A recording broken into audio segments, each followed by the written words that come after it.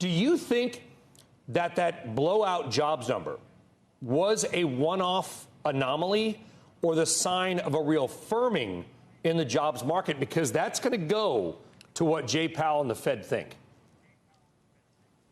I do not think it was a one-off number. I think it was a sign that there's still a great deal of forward momentum in the job market. I think it's a sign that the Fed has more work to do, and perhaps more work than they have signaled thus far.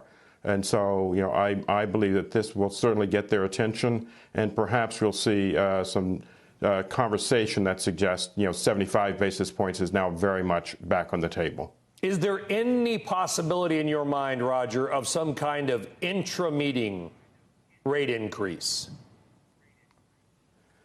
I think an intra-meeting rate increase is unlikely because it would be, quite destabilizing. We've also seen this Fed being one that where it tries to signal intention before it acts, and they've not done that thus far. So at this stage, based on this one reading, much more likely that we'll just start to hear more talk about 75 basis points and more data to come. But they absolutely want to signal that, the firming campaign, is far from over.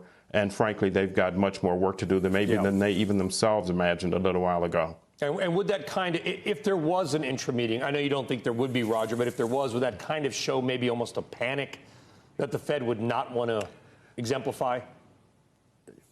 I think that's part of the story, Brian. I was on the Fed when we did a couple of inter-meeting moves, and it was that things were unraveling very, very quickly in a way that was, very unexpected.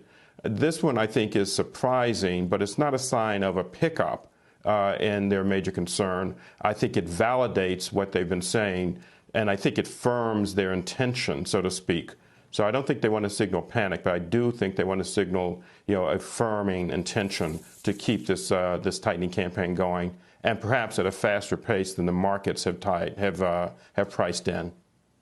You talk about the jobs number, and I kind of joke here on CNBC, Roger, that it's not the monthly payroll number, it's the all-important monthly jobs number, because we always say that ahead of the jobs number. I don't know if it is or not. Is it, though, the most important thing for the Federal Reserve, Roger, or would it be the PCE deflator, the CPI? What do you think they're most looking at, or is it kind of an aggregate of everything? Well, to be fair, I think it's an aggregate of everything. You heard Chair Powell talk about it.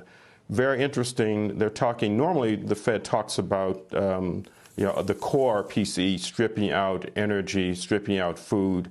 You've heard Chair Powell talk about both headline and core. Both of those matter in his thinking.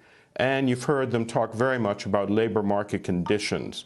They've put some other things to a side. So I think it's an amalgam of headline and core inflation and inflation expectations as measured by surveys, and very much a focus in on labor market conditions broadly, which includes, the employment cost index and other measures of wages, as well as labor force.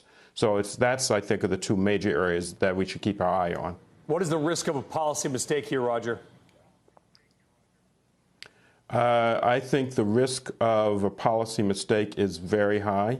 The challenge, of course, is that they started relatively late and they have to move very quickly.